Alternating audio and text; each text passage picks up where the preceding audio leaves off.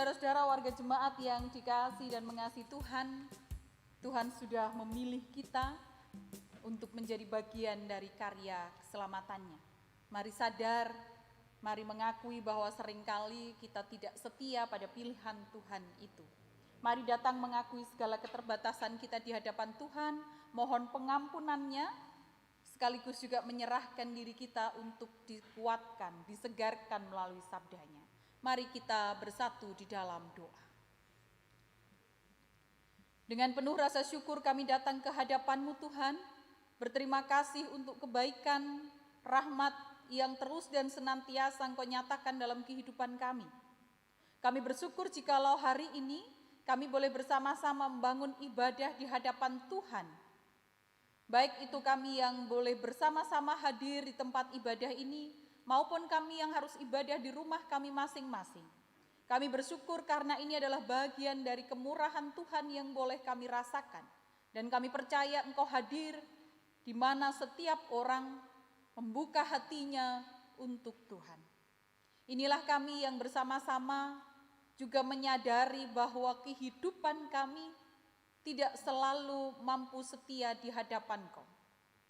Ampuni Tuhan jikalau tutur kata kami, tingkah laku kami, bahkan pikiran kami ketika kami merencanakan segala sesuatu, tidak membuat kami menjadi berkat, namun justru menjadi batu sandungan. Tuhan ampuni kami, dan biarlah hari-hari kami ke depan adalah hari-hari yang penuh dengan rahmat, sehingga kami terus dimampukan untuk menjadi pribadi yang lebih baik daripada hari kemarin. Inilah kami yang juga menyediakan diri kami untuk Engkau segarkan, Engkau kuatkan, Engkau semangati melalui sabda firman-Mu yang akan kami baca dan kami renungkan. Berkati kami yang mendengar maupun yang Tuhan pakai sebagai pemberita firman, agar jangan kehendak kami yang terjadi melainkan kehendak Tuhan. Sehingga dengan pertolongan Roh Kudus itu, firman-Mu sungguh-sungguh berakar dalam hidup kami, bertumbuh dan berbuah lebat dalam laku nyata kehidupan kami. Terima kasih Tuhan untuk pengampunan dan rahmat-Mu. Kami serahkan sepenuhnya pengakuan kami, doa dan permohonan ini hanya di dalam nama Tuhan Yesus Kristus. Berfirmanlah atas kami Tuhan, kami siap untuk mendengarnya. Amin.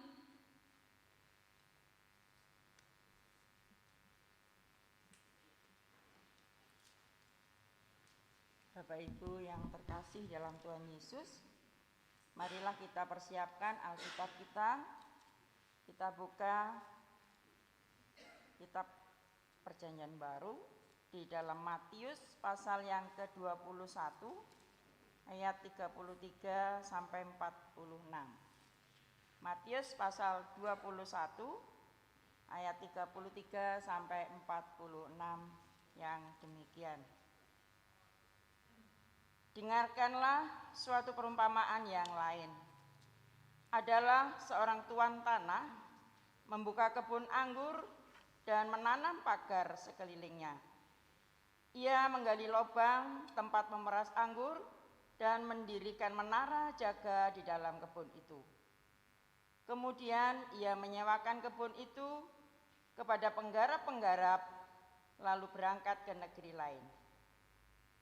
Ketika hampir tiba musim petik, ia menyuruh hamba-hambanya kepada penggarap-penggarap itu untuk menerima hasil yang menjadi bagiannya. Tetapi penggarap-penggarap itu menangkap hamba-hambanya itu. Mereka memukul yang seorang, membunuh yang lain, dan melempari yang lain pula dengan batu. Kemudian tuan itu menyuruh pula hamba-hamba yang lain, lebih banyak daripada yang semula, tetapi mereka pun diperlakukan sama seperti kawan-kawan mereka. Akhirnya ia menyuruh anaknya kepada mereka, katanya, "Anakku akan mereka segani." Tetapi ketika penggarap-penggarap itu melihat anaknya itu, mereka berkata seorang kepada yang lain, "Ia adalah ahli waris, mari kita bunuh dia, supaya warisannya menjadi milik kita." Mereka menangkapnya dan melemparkannya keluar kebun anggur itu, lalu membunuhnya. Maka apabila tuan kebun anggur itu datang, Apakah yang akan dilakukannya dengan penggarap-penggarap itu? Kata mereka kepadanya, ia akan membinasakan orang-orang jahat itu, dan kebun anggurnya akan disewakannya kepada penggarap-penggarap lain yang akan menyerahkan hasilnya kepadanya pada waktunya. Kata Yesus kepada mereka, belum pernahkah kamu baca dalam kitab suci, batu yang dibuang oleh tukang-tukang bangunan telah menjadi batu penjuru. Hal itu terjadi dari pihak Tuhan, suatu perbuatan ajaib di mata kita. Sebab itu, aku berkata kepadamu, bahwa kerajaan Allah akan diambil daripadamu dan akan diberikan kepada suatu bangsa yang akan menghasilkan buah kerajaan itu. Dan barang siapa jatuh ke atas batu itu, ia akan hancur, dan barang siapa ditimpa batu itu, ia akan remuk. Ketika imam-imam kepala dan orang-orang Farisi mendengar perumpamaan Yesus, mereka mengerti bahwa merekalah yang dimaksudkannya. Dan mereka berusaha untuk menangkap dia. Tetapi mereka takut kepada orang banyak, karena orang banyak itu menganggap dia nabi. Jemaat yang dikasihi Tuhan, yang berbahagia adalah setiap orang yang dengan sukacita mendengar firman, terlebih yang melakukan dalam hidup setiap hari. Amin. Bapak, Ibu, dan saudara-saudara yang dikasihi dan mengasihi Tuhan, selamat pagi. Shalom. Sehat penjenengan hari ini? Sehat luar biasa. Bapak, Ibu, dan saudara-saudara yang dikasihi dan mengasihi Tuhan, hari-hari ini tuh banyak orang gandrung tanaman yang katanya mahal gitu. Apa kira-kira salah satu atau salah dua contohnya tanaman yang lagi mahal itu? Janda bolong. Berapa banyak di antara penjenengan yang punya janda bolong? Oh, ada yang punya, ada yang tidak gitu ya.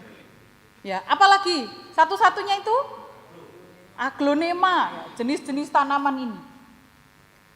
Orang memburunya karena ini menjadi sesuatu yang sekarang ini sedang booming gitu. Diperebutkan dengan kalau bisa jual laku tuh harganya mahal. Nah, Bapak, Ibu, dan saudara-saudara yang dikasihi dan mengasihi Tuhan, setiap orang yang menanam itu selalu berharap bahwa apa yang ditanamnya itu, dirawatnya dengan sungguh-sungguh itu pada akhirnya akan menuai hasil. Kalau yang ditanam itu buah, ya kan berharap panen buah.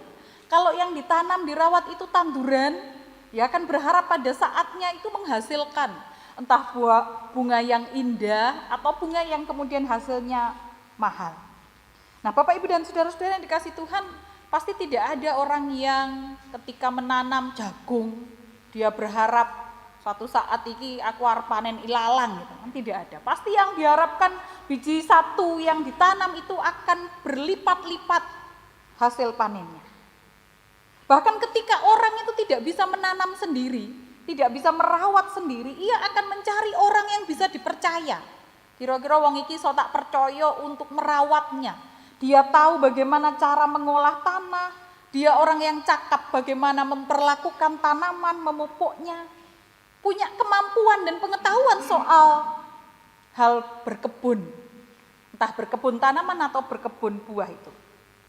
Tidak mungkin kalau penjenengan itu seorang yang punya kebun buah, sudah menyiapkan segala yang terbaik untuk tumbuh subur dan berbuahnya kebun itu, sudah mengolahnya dengan baik, lalu penjenengan akan pergi kemudian mendelegasikan kebun itu kepada seorang koki atau mungkin tukang kayu begitu, untuk merawat dan mendapatkan hasil yang diinginkan. Pasti tidak. Pasti akan mencari orang yang kira-kira tepat, orang yang kompeten, yang kita pastikan bahwa dia punya kemampuan, punya kompetensi yang dibutuhkan untuk merawat sebuah kebun. Saudara-saudara yang dikasihi Tuhan, perumpamaan inilah yang diungkapkan oleh Gusti Yesus dalam bacaan kita. Pemilik kebun anggur, tuan tanah, sudah mempersiapkan segala yang terbaik Lalu ia memilih penyewa, menyerahkan kepada penyewa yang pastinya juga dipandang baik. Tidak sembarangan, karena sudah menata dan sedemikian rupa dia mempersiapkan kebun anggur itu ditanam. Pastilah penyewa itu orang yang dipandang kuat, baik, orang yang tepat, yang kira-kira mampu mengemban amanatnya tuan tanah ini untuk merawat pekerjaan yang sudah dimulai. Ia sudah menyediakan segala fasilitas yang dibutuhkan untuk kebun anggur yang pada saatnya nanti siap dipanen. Namun apa yang terjadi ketika waktunya panen tiba? Penyewa kebun, dalam bacaan kita diungkapkan, penyewa kebun yang awalnya mungkin dipandang sebagai seorang yang kuat, seorang yang mumpuni, yang bisa menjaga amanatnya tuan tanah itu justru sebaliknya, ia melemahkan. Dia tidak lagi kuat, tapi ia justru lemah dan ia lebih dari itu memberontak. Saudara-saudara yang dikasih Tuhan, kalau dilihat apa kesalahan dari penyewa kebun anggur itu? Yang pertama, bahwa ia tidak bertanggung jawab dengan kepercayaan yang sudah diberikan Tuhan kepadanya. Yang kedua, sudah tidak bertanggung jawab, ia melakukan penganiayaan kepada orang-orang yang tak bersalah. Orang-orang yang diutus oleh tuan tanah. Mereka semua tidak punya kesalahan gitu. Tapi justru ketika mereka menyampaikan, mengambil apa yang harusnya menjadi haknya tuan tanah itu, mereka dianiaya. Bahkan kesalahan yang ketiga, ia membunuh anak tuan tanah atau pemilik anggur itu demi keinginan untuk mendapatkan yang jauh lebih banyak. Sungguh tidak tahu diri. Bapak, Ibu, dan saudara-saudara yang dikasih Tuhan, makna perumpamaan yang diungkapkan oleh Gusti Yesus itu langsung bisa ditangkap oleh imam-imam kepala dan orang-orang Farisi, ayat 45. Mereka ini sebenarnya adalah kelompok orang-orang yang dipercaya sebagai orang yang mumpuni, sebagai orang yang kuat dalam mengemban amanat yang diberikan oleh Allah. Tapi yang terjadi justru mereka melemahkan. Itu sebabnya para nabi utusan Allah, utusan sang pemilik kebun anggur itu justru dibunuh.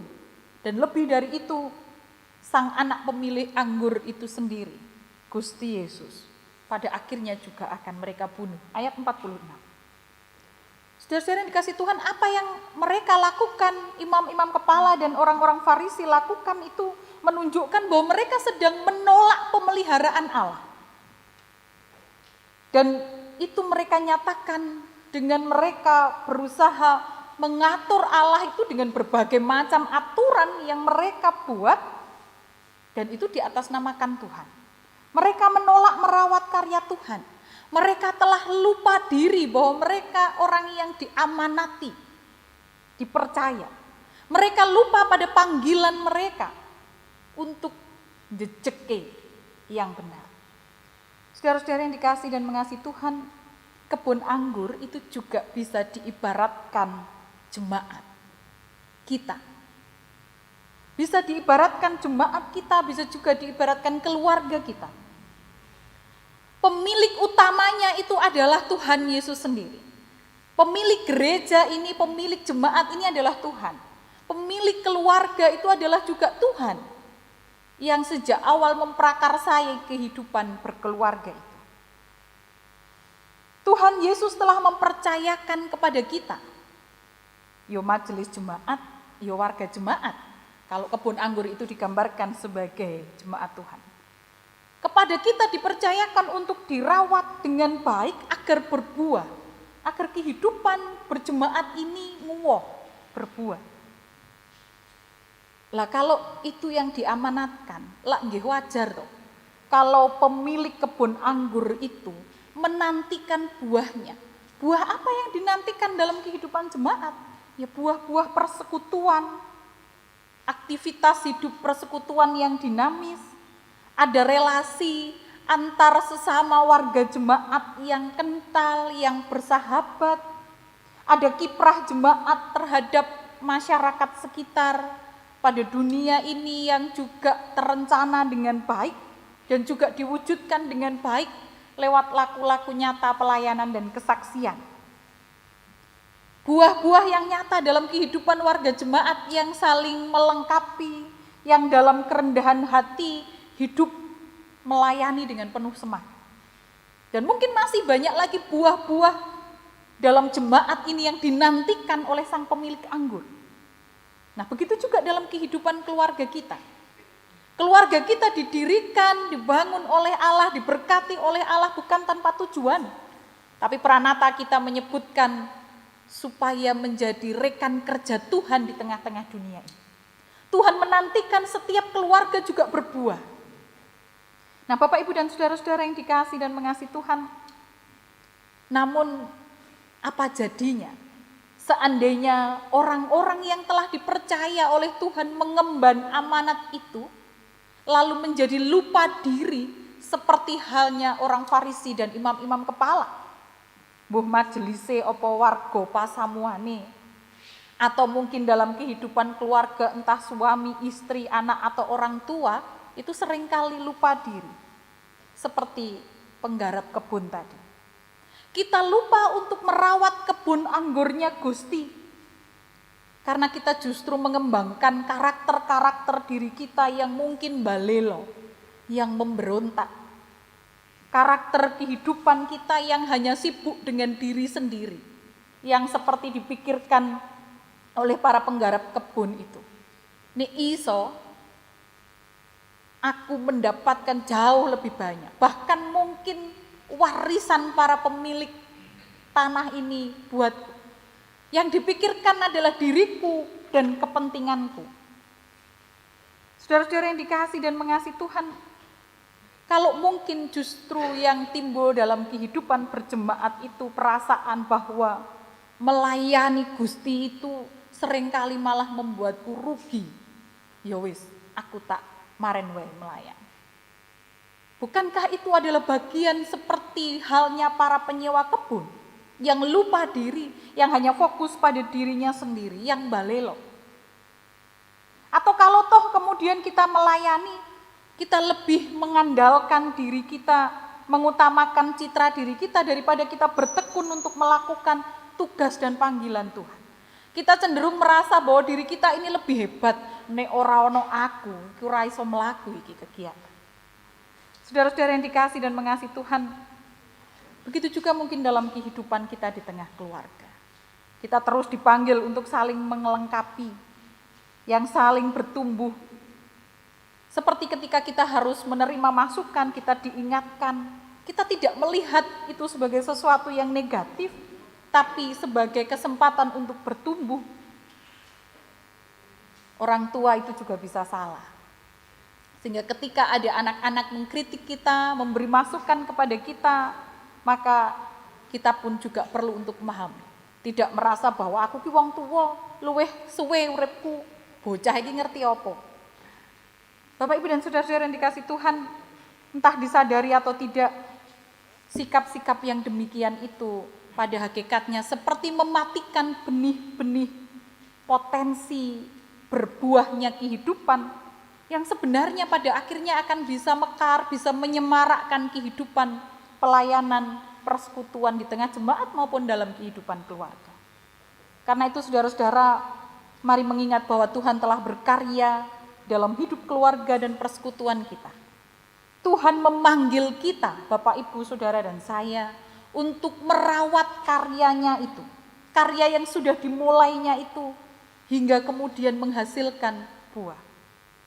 Hari ini kita membuka bulan Ekumene yang mengajak kita untuk menghayati kesatuan tubuh Kristus. Bahwa jemaat Tuhan di dunia ini, di GKJW ini, khususnya juga di jemaat Bondowoso ini, dipanggil oleh Tuhan untuk mendiami bumi, untuk ada di tengah-tengah dunia ini sebagai anggota tubuhnya. Yang di sana kita harus berbuah, kita harus menghadirkan damai sejahtera, kerajaan Allah di tengah-tengah dunia. Untuk itu kita dipanggil untuk selalu eling, tidak lupa diri. Tidak hanya memikirkan diri sendiri, tapi bersama-sama dengan yang lain dalam arak-arakan perjalanan pelayanan itu kita bersama-sama mewartakan kasih dan karya Allah. Sekalipun dalam keterbatasan, ibadah kita di masa-masa pandemi mungkin bukan ibadah yang ideal. Tidak banyak kita yang ngalami ini, bahkan tidak ada satupun di antara kita yang ngalami ini sebelumnya. Ibadah kok mung karo HP, ibadah kok mung karo laptop misalnya, ibadah kok ndelok TV. Tapi ketika itu menjadi bagian dari kita bertumbuh untuk senantiasa mampu mewartakan kasih Tuhan, melengkapi dan mengingatkan, kita dipanggil untuk memperjuangkannya. Karena itu Majelis Jemaat berusaha untuk mari bersama-sama bertumbuh, nguwoh, merawat karya Allah itu. Entah lewat ibadah di gedung yang penuh dengan keterbatasan, entah yang di rumah secara virtual, entah melalui ibadah-ibadah kategorial, ibadah keluarga yang sudah kita mulai lewat Zoom maupun YouTube. Itu semua adalah bagian dari kita meniatkan diri untuk merawat karya Allah.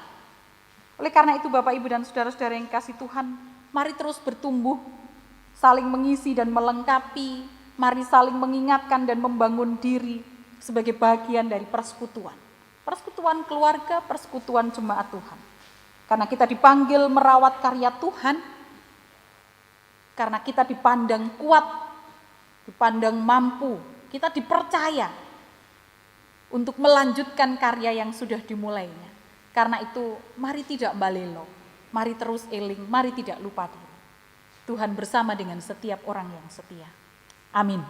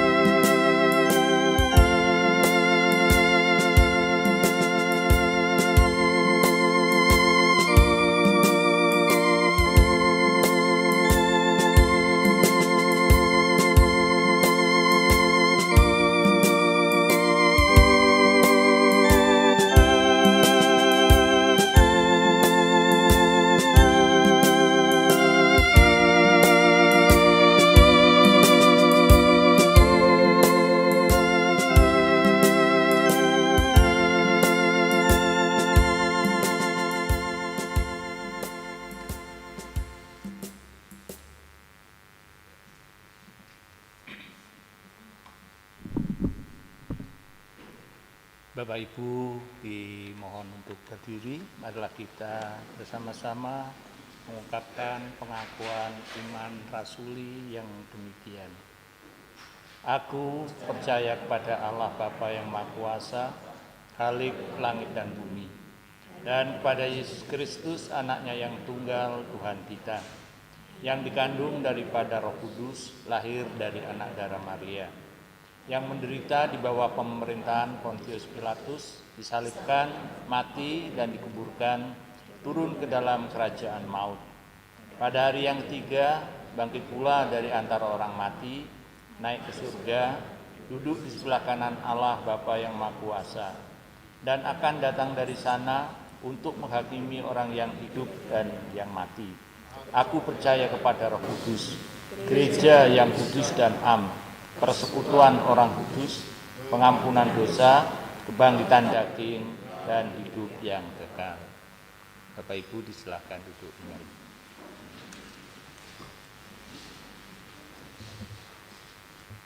Bapak, Ibu, dan saudara-saudara yang dikasihi dan mengasihi Tuhan, Tuhan senantiasa melimpahkan berkat-Nya dalam kehidupan kita, karena Dialah Sang pemilik kebun anggur itu.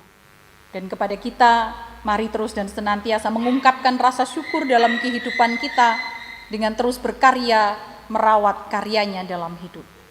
Kita sudah mengungkapkan rasa syukur melalui persembahan di awal ibadah ini, dan mari terus bersyukur kepada Tuhan. Kita ungkapkan rasa syukur kita dengan menyanyikan pelengkap Kidung Jemaat 264 baitnya yang pertama. Apalah arti ibadah?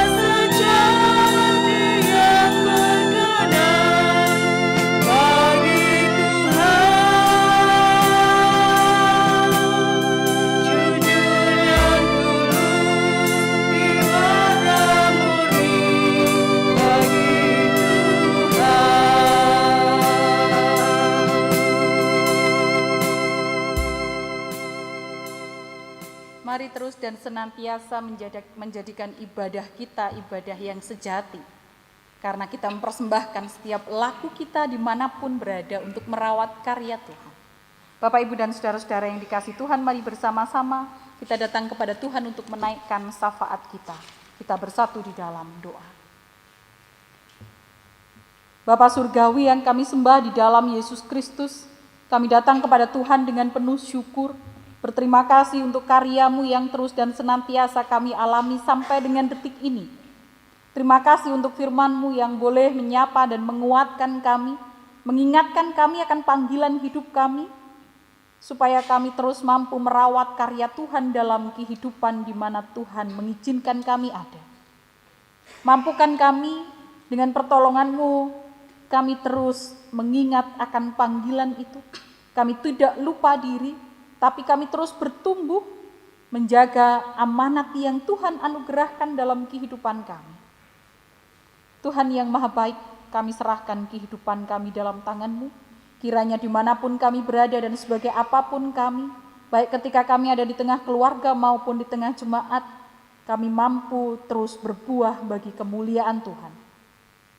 Kami menyerahkan setiap warga jemaat yang pada saat ini bersama-sama menyatukan hati, membangun ibadah kepada Tuhan. Engkau memberkati setiap orang yang hadir di ibadah, di rumah ibadah ini maupun di rumah masing-masing. Tuhan menguatkan dalam setiap perjalanan hidup yang ditempuh, aktivitas, tantangan yang dihadapi. Tuhan memberi kekuatan dan semangat, sehingga mereka terus mengandalkan Tuhan di tengah segala keterbatasan. Engkau memberkati anak-anak yang juga masih harus beraktivitas di rumah, belajar di rumah, ibadah di rumah. Mampukan terus bertumbuh dalam kebaikan bersama dengan orang tua yang mendampingi mereka. Berkatilah juga para orang tua agar kesabaran, kekuatan, kemampuan, anugerah Tuhan itu memampukan mereka menjadi teladan iman bagi anak-anak yang Tuhan anugerahkan. Kami juga berdoa untuk para lansia yang juga masih harus setia beribadah di rumah, sebagai bagian dari menjaga diri di tengah pandemi yang belum juga berakhir.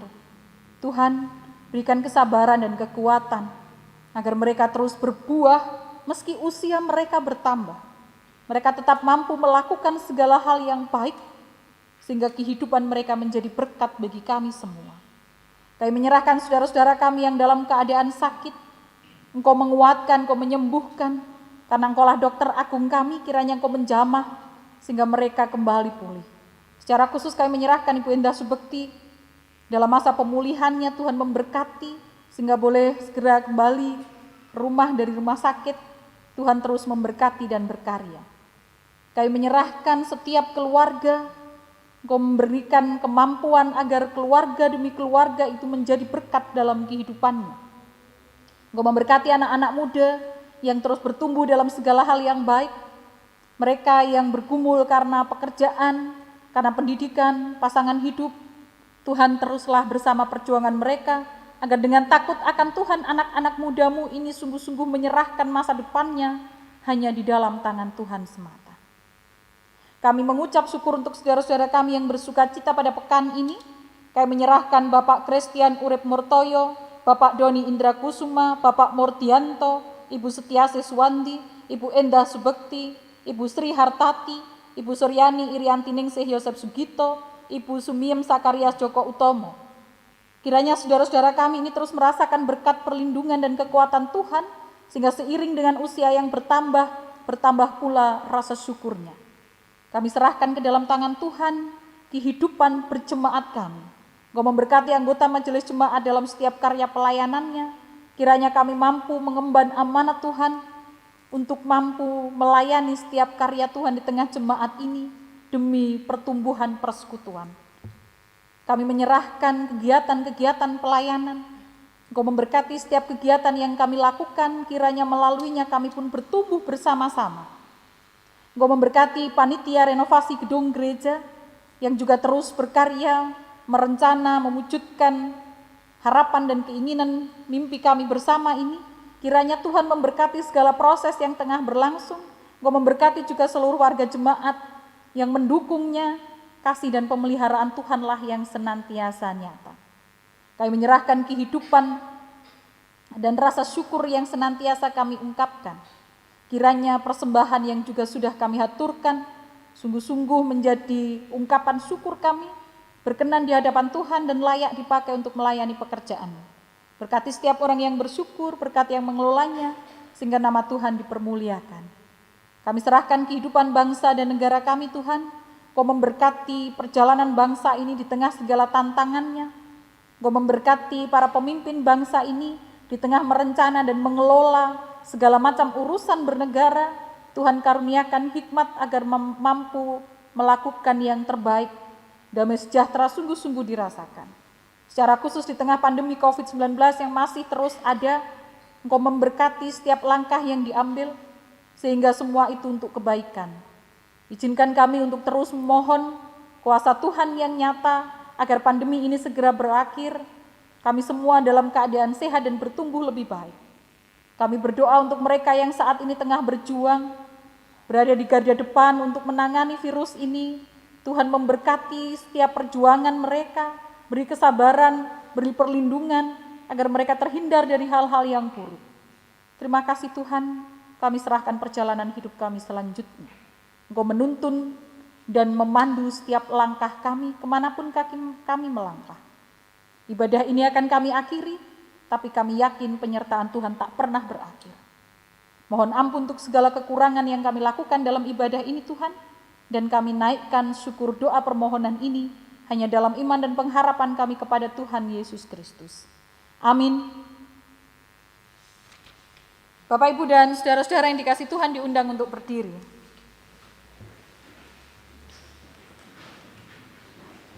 Kita akan bersama-sama mengakhiri ibadah ini.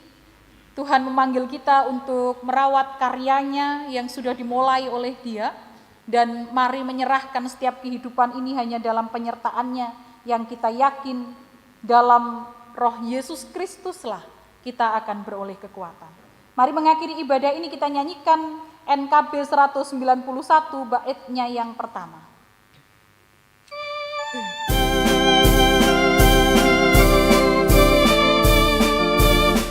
Dalam Roh Yesus Kristus kita satu tetap. Dalam Roh Yesus Kristus kita satu tetap. Mendoakan semua jadi satu gelar. Biar dunia tahu bahwa kita muridnya dalam kasih tubuh Kristus yang esa. Jemaat yang dikasih dan mengasihi Tuhan, undurlah dari ibadah ini, arahkanlah hatimu kepada Tuhan dan masing-masing saudara terimalah berkat-Nya. Kasih karunia dan damai sejahtera yang mengalir dari rahmat Allah Bapa, karunia Tuhan Yesus Kristus, penghiburan dan kekuatan dari Roh Kudus, senantiasa memandu, membimbing, menyertai dan memberkati kehidupan saudara-saudara untuk terus berkarya, merawat pekerjaan Tuhan dalam kehidupan ini sekarang dan selama-lamanya. Amin.